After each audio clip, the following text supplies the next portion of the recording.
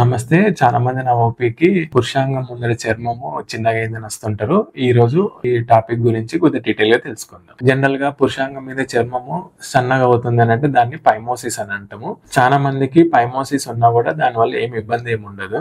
అటువంటి వాళ్ళకి ఏమి వరి కావాల్సిన అవసరం లేదు.